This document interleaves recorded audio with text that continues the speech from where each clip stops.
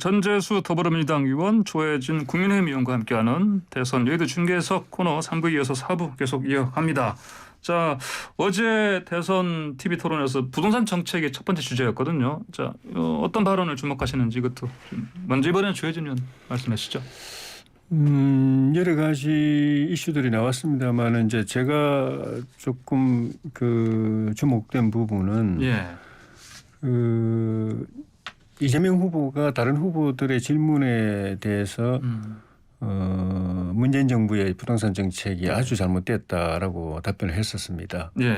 그런데 그전에도 다른 자리에서 그런 발언을 한 적이 있었는데 어제도 그렇고 그전에도 그렇고 나중에 답변하는 걸 보면은 결과적으로는 문재인 정부의 부동산 정책을 다 개선하는 쪽으로 가는 거.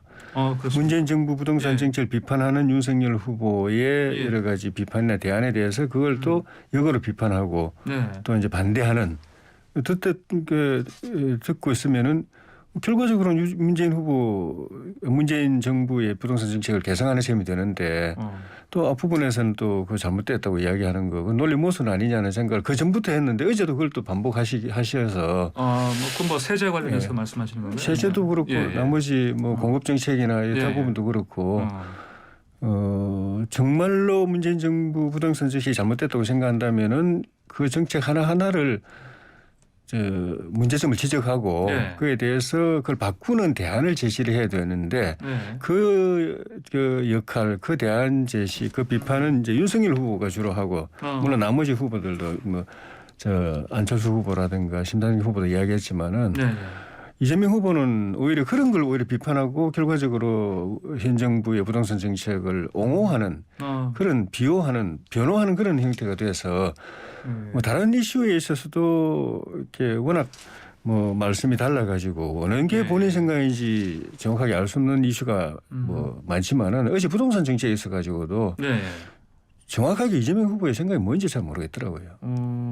어제 LTV 얘기도 하고 그런 얘기는 하지 않았습니까? 그거를 이제 문재인 후보, 그러니까 우리 윤석열 후보는 규제를 많이 완화해야 된다는 입장이었고 세제도 부동산 부동산 입법이라든가 또 세제 입법 이런 걸 갖다가 새 정부에서는 빨리 바꿔야 된다라는 거였는데 이재명 후보 생각은 그게 아닌 것 같더라고요. 종부세하고 사실 또 그 주식시장에서의 양도세하고 또 거래세 이거 관련해서 또 사실은 오히려 얘기를 하긴 했는데요. 이제 이를테면 자꾸 윤석열 후보 왜 자꾸 입장을 바꿨느냐 바꾼 거 맞냐 이런 얘기를 했었고 그게 이제 윤석열 후보는 문재인 정부의 그 정책에 대해서 잘못됐다 비판하고 그 대안을 제시를 한 건데 이재명 후보는 그 윤석열 후보의 그 비판과 또 대안 제시를 또 비판하는 결과적으로 보면은 현 정부의 정책을 옹호하는 그런 행태가 됐다는 거죠. 알겠습니다. 사실과 전혀 다른 말씀은 조혜진 의원님께서 하시는데요. 이제 그런 거죠. 국민의힘은 실패한 부동산 정책을 아무 수정이나 보완 없이 이재명 후보가 그대로 개선하기를 바라겠죠. 그러나 실패한 부동산 정책에 대해서는 어제도 수차례 사과를 드렸고 그 이전에도 수차례에 걸쳐서 잘못된 것이다. 완전히 실패한 정책이다. 이렇게 이제 충분히 말씀을 드렸고요. 그것이 뭐냐면은 조세라든지 금융을 통해 가지고 지금 부동산 시장의 수요를 억제해왔던 이 부동산 정책에 대한 신랄한 비판들을 이재명 후보가 해왔죠. 그래서 나왔던 여러 가지 대안들이 수요 억제가 아니고 311만 호에 달하는 공급을 대대적으로 확충하겠다. 그다음에 이 양도세를 부동산 안정기에 접어든 상황에서 양도소득세를 좀 완화를 해주게 되면 집을 많이 가지고 있는 다주택자들이 시장에 매물을 내놓을 것이다. 그리고 다주택자들이 시장에 매물을 내놓는 것 자체가 일종의 공급 정책의 효과가 있다. 이 말씀도 많이 드렸고요. 뿐만 아니라 LTV 같은 경우는 90%까지 했습니다. 대출 규제를 엄청나게 완화한 거죠. 그러니까 주택담보대출 비율 LTV 같은 경우도 90%까지 하겠다라고 이미 그래서 지금 문재인 정부의 부동산 정책을 담당하는 국토부라든지 기재부하고 상당히 지금 대립각을 세우고 있는 것이죠. 그러기 때문에 잘못된 부동산 정책은 수정을 하고 보완을 하고 그리고 대안을 제시해 나가고 있다라는 말씀을 제가 다시 한번 드리고요. 말 바꾸기 말씀을 하시는데 사실은 어제 심상정 후보가 윤석열 후보가 기업인들 만나서 52시간 주 52시간 노동제 근로시간제 철폐하겠다.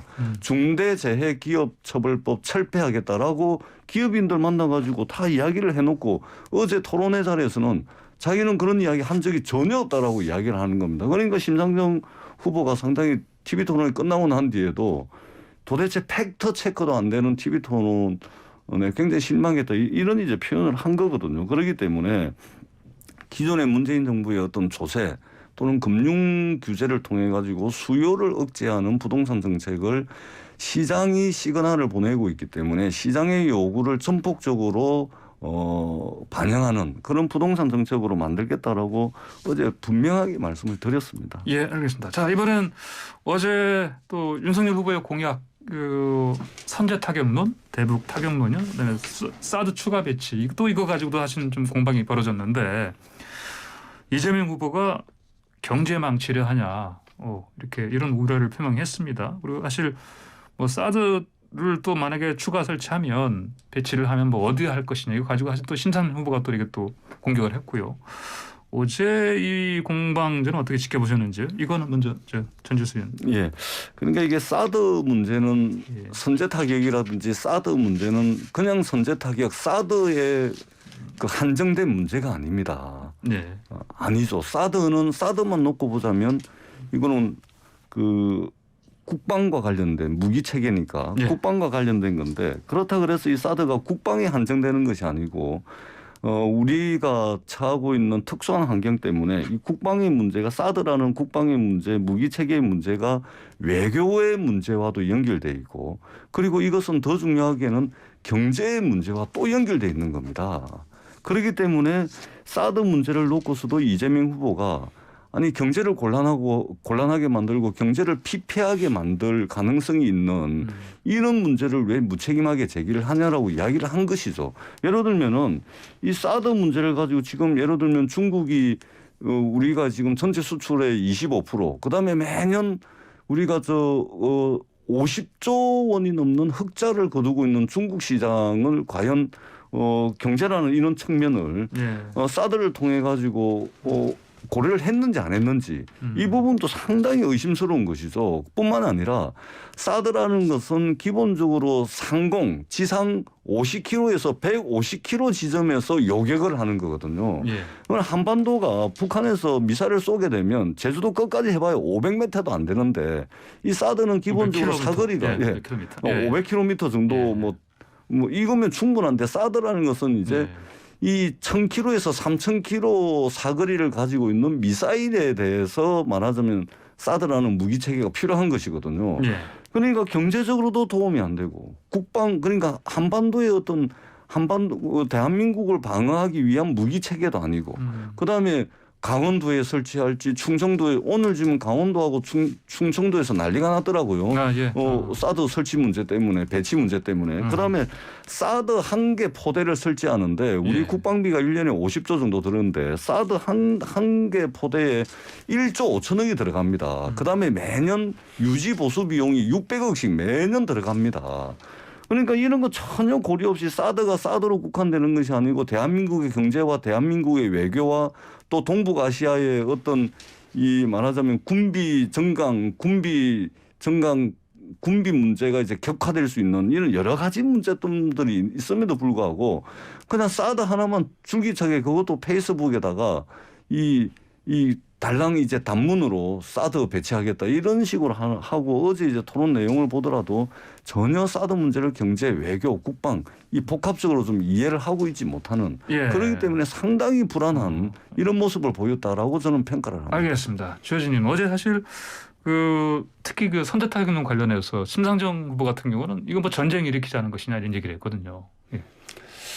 그 민주당이나 이 진보 진영에서 이 안보 문제를 정치적으로 이용해서 속된 말로 재미를 본 게 2010년부터 2010년 지방선거 때부터 뭐 전쟁이냐 평화냐 이래가지고 재미를 본 그 기조를 지금까지 계속 유지하고 있습니다. 네. 그런데 이제쯤 이제 속된 말 한번 더 쓰면 약발이 떨어질 때가 된 게 국민들이 이미 다 알아버렸어요. 알고 판단하고 있어가지고 그 전략이 별로 통하지 않는 상황이 된 것 같은데 민주당이나 이재명 후보가 지금까지 이야기해오는 걸 보면은 북한이 우리를 공격하기 위한 이 대량 살상 무기를 계속 업그레이드 시키는 거 개발하고 네. 또 이렇게 실전 배치하고 하는 거에 대해서는 뭐 별로 말도 제대로 안 해요. 그냥 유감 표명 정도 하고 끝나면서 그것이 실전에 그대로 가동될 경우에 우리가 공격받을 경우에 그 공격으로부터 우리 국민을 지키기 위한 방어 체계에 우리가 조금만 힘쓰면은 바로 긴장 고조하지 마라. 안보 불안 이야기한다 하면서 우리를 공격해요. 우리 정부를 공격해요. 우리 대한민국을 공격해요. 그러니까 이거는 북한의 선제 타격론도 마찬가지지만 북한의 공격에 대해서 무방비 상태로 가는 결론밖에 되지 않는 것인데 경제 문제도 마찬가지죠. 우리가 북한의 공격 가능성에 대해서 충분하게 대비하고 방어태세를 갖출 때는 국민들도 안심하고 또 국제사회도 안심하고 또 외국의 투자자들도 안심하고 투자를 합니다. 그런데 우리 안전을 위협하는 북한의 체계가 점점 더 고도화되고 우리가 더 막을 수 없는 비대칭이 더 고착화되는 상황에 가면은 완전히 이제 패닉 상태에 빠지게 되는 것입니다. 그럴 때 되면 그 상태가 오히려 경제가 완전히 이제 엉망이 되는 상황인데 지금 민주당이나 이재명 후보 이야기하는 거 보면은 결국 그 방향으로 가는 것밖에 안 돼요. 선제 타격론도 마찬가지입니다. 우리가 고도의 이 정보 자산을 운영하는 게 혹시라도 우리 쪽으로 이제 날라올 경우 특히 이제 핵 공격이 있을 경우에 그걸 사전에 알기 위해서 수많은 돈을 투자해가지고 정보 자산을 운용하는 거거든요. 그 아는 거는 알고 그냥 끝나고 날라오는구나 준비하는구나 곧 쏘겠구나 알고 끝나기 위해서인 게 아닙니다. 날라오는 순간에 어제 우리 후보도 이야기했지만 날라와서 떨어지는 순간에 그건 게임 끝이기 때문에 오지 않게 하는 게 중요한 거거든요. 오지 않게 하기 위해서 우리가 선제 타격하기 위해서 사전에 날아올 조짐을 포악하기 위해서 정보 자산을 운영하는 것인데 정보 자산을 가지고 딱 봤을 때 이제 날아오는 게 거의 확실하다.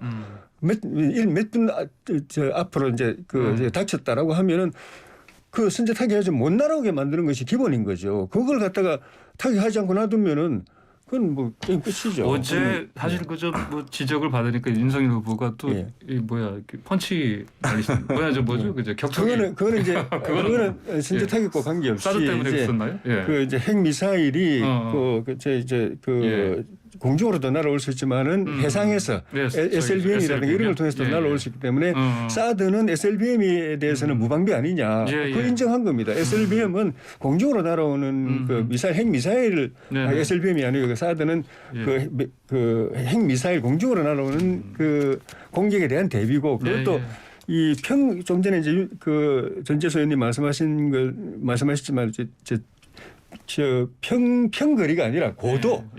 고도 날아오는 게 고도를 계산해 가지고 고고도일 때, 고도가 아주 높을 때, 중고도나 저고도일 때는 다른 걸로 대응하지만은 고고도일 때는 특히 이제 북한 같은 경우는 고고도를 해서 떨어뜨리는 공격을 많이 하기 때문에 그건 사드밖에 방법이 없다라고 이제 이야기를 한 것이고 SLBM은 사드 가지고는 대응이 안 되기 때문에 다른 체계를 또 도입해 가지고 방어해야 된다고 이야기한 거죠. 그러니까 윤석열 후보께서 옆구리도 치고 얼굴도 치고 표현이 굉장히 비유가 적절하지 못한. 그거는 심상정 후보가 표현을 한 거고 이제 윤석열 후보는 그런 공격이 올 때 옆구리 공격 올 때 이 옆구리 막아야 되고 안면 공격 올 때 안면 막는 또 방법이 있어야 되고 그렇게 답변한 거죠. 그러니까 전 세계 어느 지도자가 국가를 책임지고 있는 어느 지도자가 선제 타격을 이야기를 합니까?